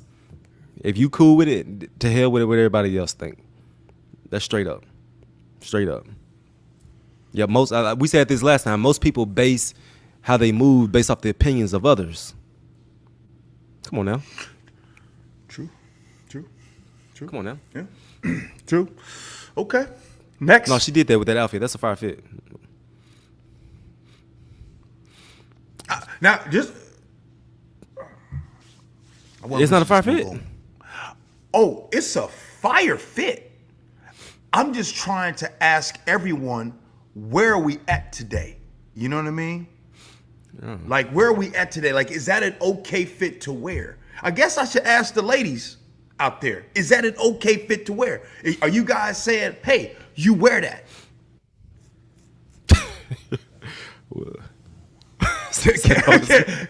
Cass Stokes said, no, it's not, KJ. Bro, she fire. That's clean. Pull it up again, money. Maybe a warning next time for the kids watching with the parents. View discretion at 5. Okay. You know what? Don't put it up no more. Great point. We do have some kids possibly watching. Parents, we apologize. We apologize. Make sure you send a text to Nat. Ask Nat. I will. All right, next question. Sorry, parents out there. We apologize. Dalton Anderson says, I appreciate it on Josh, but Vrabel, A.J. Brown, Henry, Delaney Walker, both the host of Bussin' with the Boys. Oh, Bussin' with Boys. JJ loved him. Loved him some Brady disrespect. Ohio, ask AJ Hawk. Guys like Mike Vrabel. Guys rock with Vrabel. That's what I'm hearing. That's word around town. Guys rock with him as a coach. He bring the best out the guys. But what has he done in Tennessee? I guess he was a coach of the year 2021. I guess he cool. But it's different levels to all this, man. It's different levels to all this stuff, man. Mm-hmm. It's different levels. He's not the top of my priority list. Jayanth says, do you think Pete Carroll will be hanging out at Husky Stadium a lot more now that Brennan Carroll is a coach there now? 100%. 100%. That's his son. Calling plays.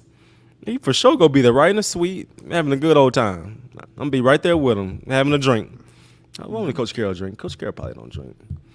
But no, we gonna be seeing Pete over there. He'll be around town. Next question. JF also says, let's go. Love the champion mindset. That's why you a champ, KJ. Dang right. You can go back to what I said, though. Just over there sweating, laughing. Hey, that quesadilla says Shanahan is from Bill Walsh tree. Make life as easy as possible for the quarterback. You can win it all that way with a great team. They don't know who Bill Walsh is. Do you know who Bill Walsh is? Are you being serious right now? See, they don't know about. You really asking me if I people should be don't know asking about Bill. you if you know who Bill Walsh is. I'm From the older San than you, Francisco KJ. from San Francisco 49ers. Absolutely. Mike Shanahan. What's his pop's name? Mike Shanahan. Mike Shanahan. Mike Shanahan. Mike Holmgren is from that tree, right? Mm-hmm. Yeah. Come on, bro. So do they draft a quarterback? That's a real question, though. Who? I know you don't like the that. Seahawks. I'm talking about The Niners. They might. What round is Seahawks taking a quarterback? Well, I guess I can tell you because since I'm blocked, I would probably say, no, they gon' they. I don't know that they draft a QB early. I think they go get them trenches. I do too. Them trenches. I do too. All right, what we got? Danny McCormick says, KJ, call Chuck Arnold and tell him we want new jerseys. We want new jerseys. What does that mean? Oh, new football jerseys. Yeah, Danny. What jerseys you want, Danny? I mean, I want the old school. I want the old school as well. From here on out, I love those. Bring them old schools. What would our away jerseys look like? The away. We gotta have a away color though. Oh yeah, the gray ones. No, I mean white away. Yeah, I'm not opposed to that. Yep. Here we go. John Reese says, December 2nd, 2013, I was there, baby. Damn high schooler. I got to ask KJ, what was it like to cover Jimmy Graham? Shh. P.S. Wags, Cam, and even Sidney Rice episode would be sick, boys. Money Mike. Type in KJ Wright versus Jimmy Graham 2013. Find the video of me covering Jimmy Graham. Ooh, you about to flex, KJ? You about to flex right now? Let me tell you something. Joe, when I tell you I went to sleep dreaming about Jimmy Graham, I was like obsessed with like covering Jimmy Graham. I was literally obsessed with it. It was like I watched him on tape and I saw somebody that was so good, so talented. And on top of that, my coaches didn't think that I could cover him. Like they didn't trust me to cover him. I told y'all this story. My linebacker coach, he came to me and said, hey, they want to put Cam on Jimmy Graham. They don't think you can do it. They're trying to get you off the field. I fought like hell to get you to do it. Don't let me down. It was everything for me when I covered Jimmy Graham and had a really good game. And so he wasn't about to do no damn, no, not on my watch, partner. Not on my watch. Money Mike, let me know if you got the clip, but if not, we'll come back to that. Were you and Nat together at this time? Yeah. Yeah, that's when you come home. You know, you come home. Get your ass in here. Yeah, that's when you come home after a good game. Hey, after a bad game, you know they ain't trying to.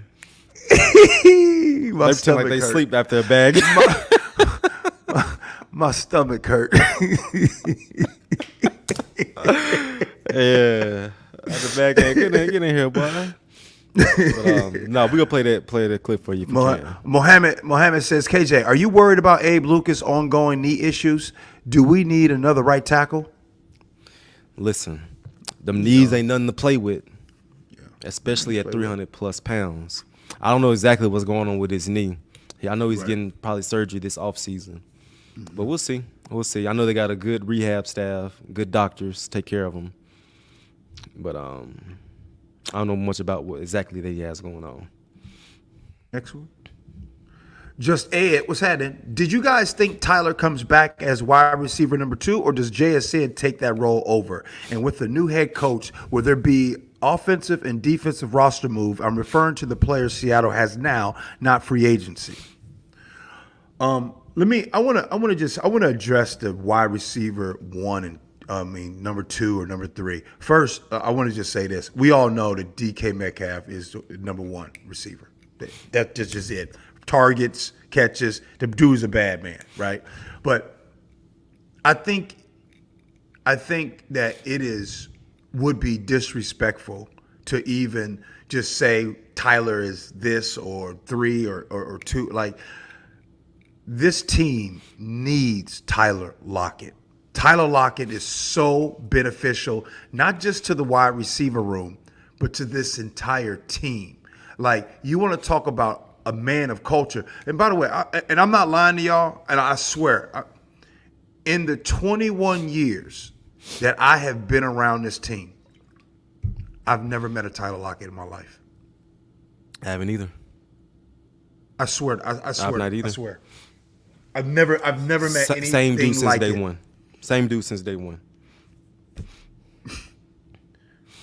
Man, that dude different, man. That dude. Everything, the way y'all see him on TV and interviews, and you ask yourself, I wonder if he's like that. Let me take it a step further. He's better than you think he is. Tyler Lockett is better than you think he is. You might have this opinion, oh, I love Tyler. He's better than that. That dude different, bruh. Couldn't have said it better. Mohammed says, KJ, do you pay Tyler Lockett? Would you pay Tyler Lockett $27 million a year? What you talking about?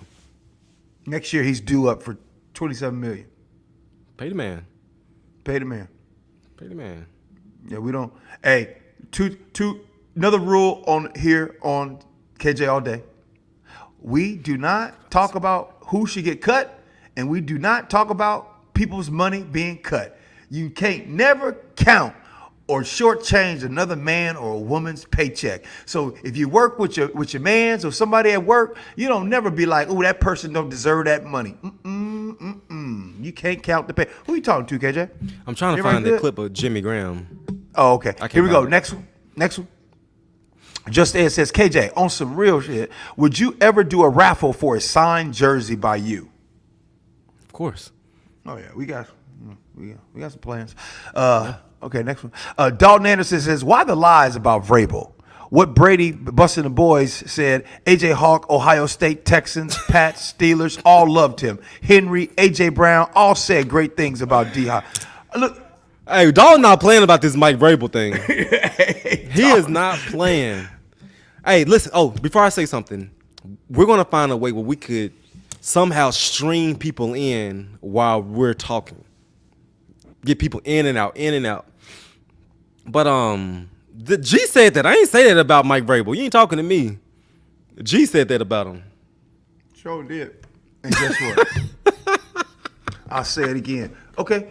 Since G said it about Mike Vrabel, let me make sure before we get off this topic, because I know Dalton is paying attention. We gave 5 candidates. Where would you rank Mike Vrabel of the 5 candidates? He was 5. Okay.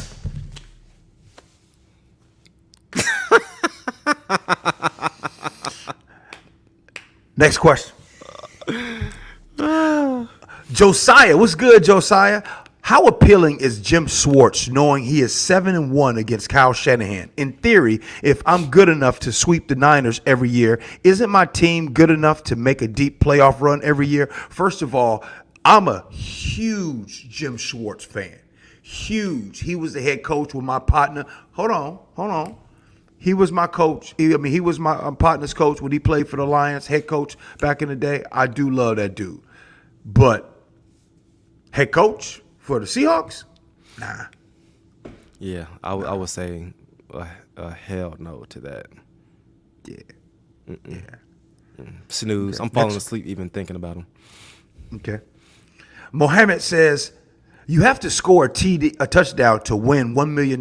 It's 4th and goal, and you can pick one of these quarterbacks. Tell me who you picking. Geno Smith, Kirk Cousins, Jared Goff, Dak Prescott, Baker Mayfield, or Brock Purdy.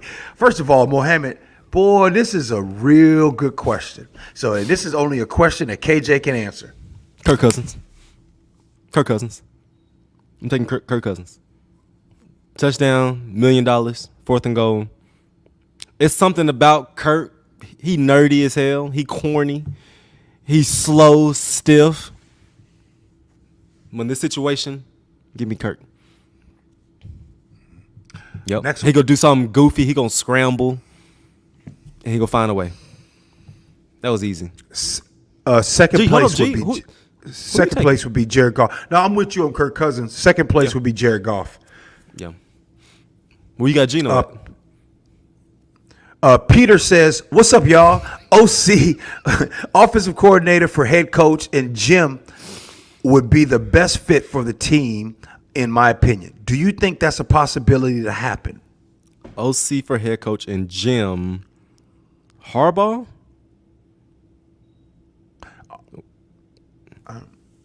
Peter, OC. do us a favor. Offensive coordinator for head coach and Jim. You got to help us understand that. Yeah. If you're talking about Jim Harbaugh, both G and I are fans of Jim Harbaugh. Yeah, no doubt. And OC for head coach. Man, it's just so many good. It's either Ben Johnson or the Ravens DC or DQ. Thanks, Peter. Danny McCormick says, when do you think the new coach will be hired? After the Super Bowl? It depends on who goes to the Super Bowl. Yeah. Let's say we got a Lions-Ravens. We got a Lions-Ravens. It's after the Super Bowl. If we got a Lions-Ravens, it's after the Super Bowl. Next one. So it depends on who goes. Josiah back in again. G. Pretend you can catch and KJ can throw. Fourth quarter. Last play to win the Super Bowl. First of all, Josiah, I can't catch. G runs a post and KJ lobs a hospital ball to you for the win. You catch it and y'all won. But you had to take a hit from either Cam Bam or Sean Taylor. Who would you rather take it from? That's easy. Bruh. I wanna say something to y'all, and I know some of y'all gonna clip this and probably tell him I said it. Let me tell y'all something, man. Cam is different, man. Cam, like when I talk to Cam, like we'll just be chilling over at Legion, just talking to him. At any bruh, let me tell you what happened, bruh. Yo, me and Cam sitting there, chilling, talking, watching the game. That's a true story. And so this dude comes from behind, on the side of Cam, and like puts his hand around his neck like this. Ooh. So I thought, like, oh, this must be one of Cam's homeboys. And Cam looked like this, and I saw Cam like with a shocked look, like, and Cam said, "Man, what you doing?" And I'm thinking to myself, like, oh, this dude don't know Cam. I wanted to cry. And the dude, and wait, hold on, it gets worse. Cam just like kind of like, hey. Then the dude came back in his face like, hey man, you know, look. Bruh, Cam said, would you please step away from me? And luckily one of his friends came and had to pull him back. Man. But all I kept thinking, like, first, the restraint that Cam had. Have you guys ever seen someone be so calm, and the more calm that Cam was, the scarier he got? He became scarier. Do you know what a Cam could have done?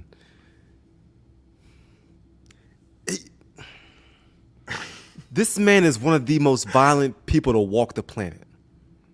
He's also the nicest man on the planet.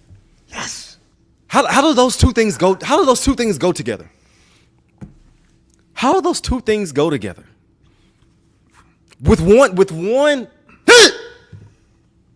the guy is like, he could catch a heart attack. And so to be that violent, you got to have that type of composure.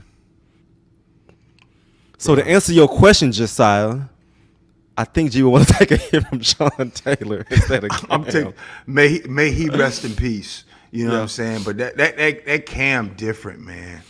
Yeah. He different. And you was right there, G. Bruh, I was right there, and I'm telling you, he just got calm, and I'm like, man, because he warned him. I gave you a warning. Yes, that's your warning, and you're not respecting my boundaries. So now I gotta defend myself on strike 3. And if your homeboy to come get you, bruh, it was scary. It was scary. All right, next. Who would you have? Who would it be for you? I'll take it from Sean. Oh, by the way, I've been, back January 29th, 2015. Now, remember I told you that you look better? By the way, I look better today too. Do you know that down there during the Super Bowl in Phoenix, you and I took a picture together? I was down there doing some interviews. Money, when you get that, can you please put that on a computer screen? But I just wanted to just tell you, like, dog, you look so much better today. Now, when people see this picture that comes up, y'all.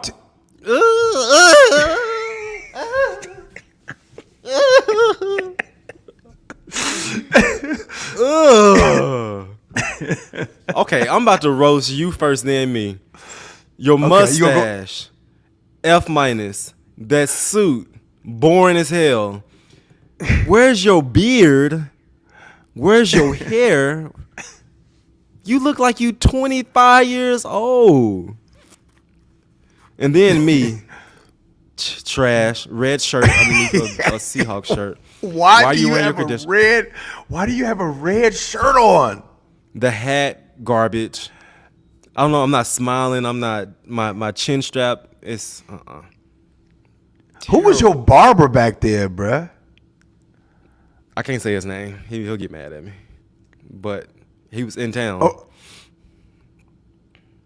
You paid him? Did pay him. Look at you though. You worse than me, y'all. Who worse, G or KJ? Put in the chat. Who swagged the weakest? What was that? 2014, 15. I mean, it was down in Phoenix. Man, CL 206 said G looked like a high school principal. You wrong, man, for that. Man, okay. They his head looked like a milk dud. Hey, man, you know what? I shouldn't even show this picture. Uncle Leroy's sideburns. Bro. What the heck? Y'all look like some VeggieTables characters. Dang. Man. Where he graduate from, Nardo? Where he just graduate from? And M says G looked like the head deacon of the church.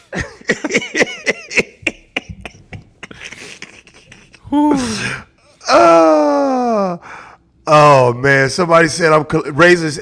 Kiddo said it looks like I'm collecting donations. All right, I shouldn't even show that. Damn, I roasted myself. KJ looks like a straight A student in that pic. Bro, I'll take it. You are a vicious linebacker back there. Car dealer. Frankie Vera said you look like a car dealer. Hey, got something for you, man. Hey, come check out this guy. Pops. Oh, not Carl Winslow. Not Carl Winslow. Steven says I look like I graduated from TTC. Shout out to Tacoma Community College. Come on, man. Don't be doing me like that. Oh, shoot. All right, man. Next question.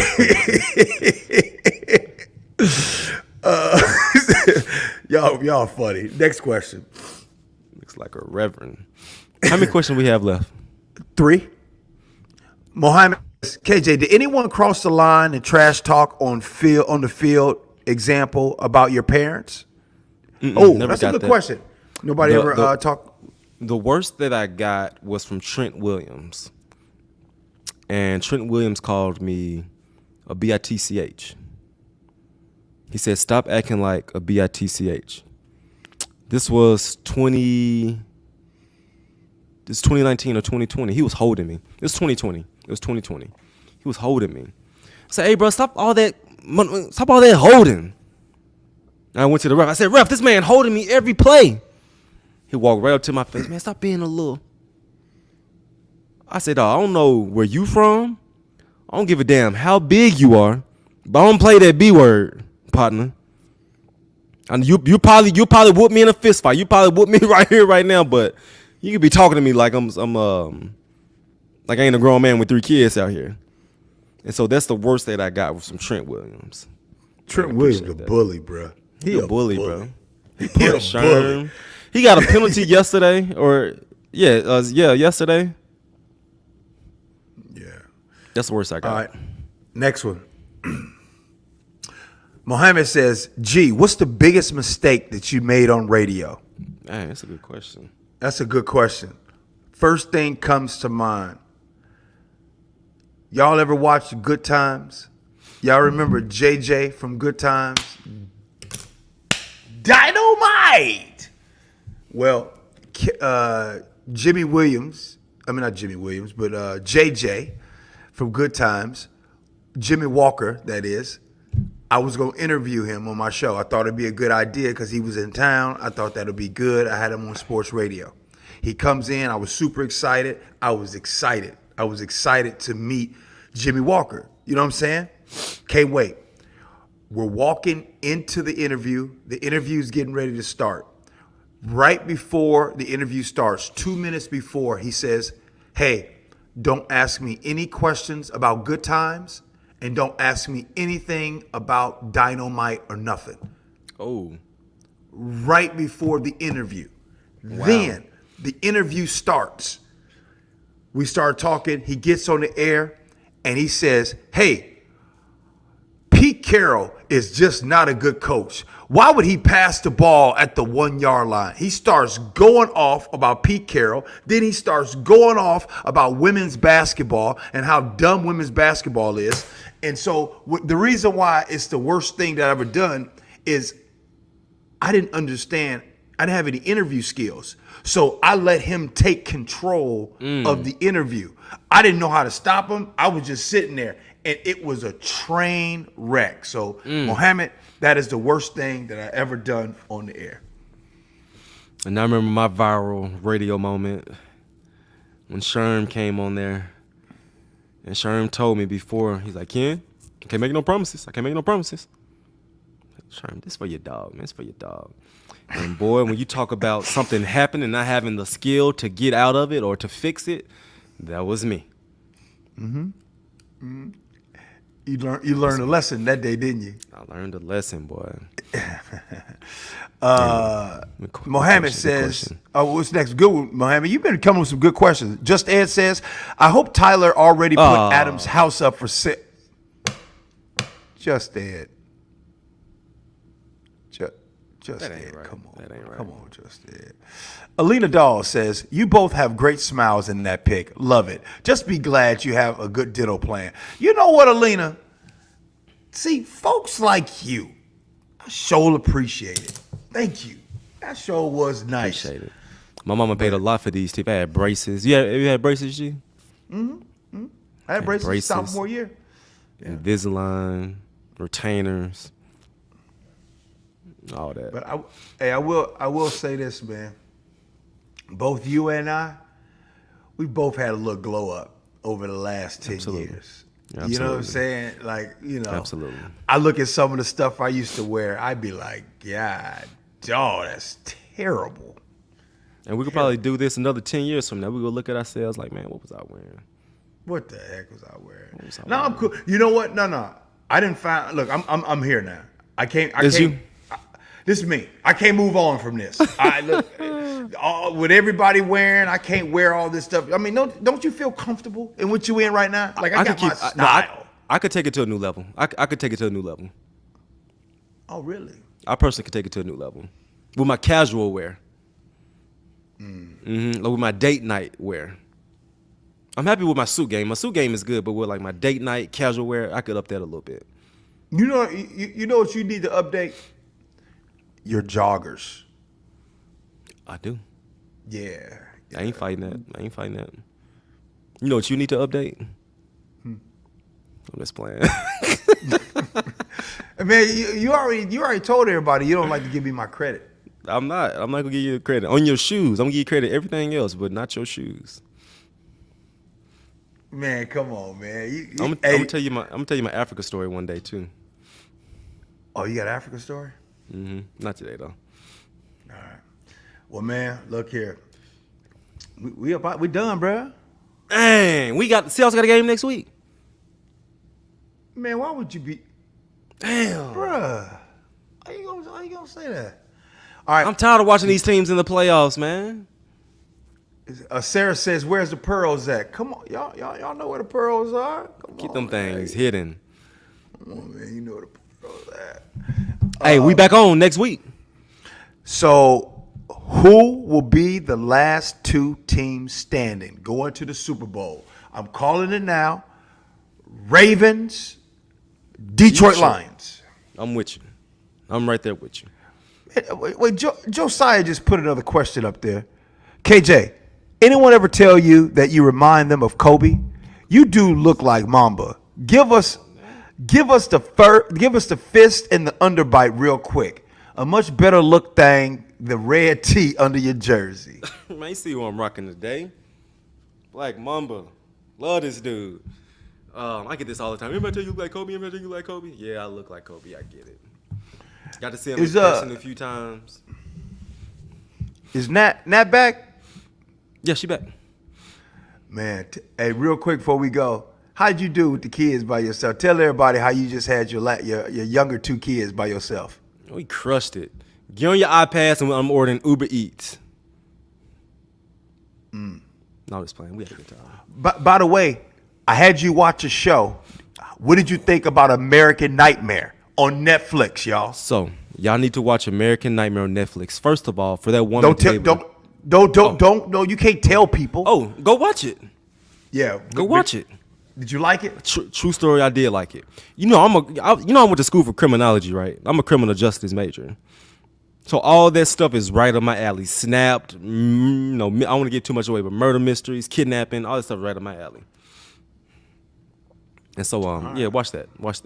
Yeah, that's it. I started watching this snow movie, this plane crashed and it crashed in the mountains. Yeah. That's a true story. That's a good one.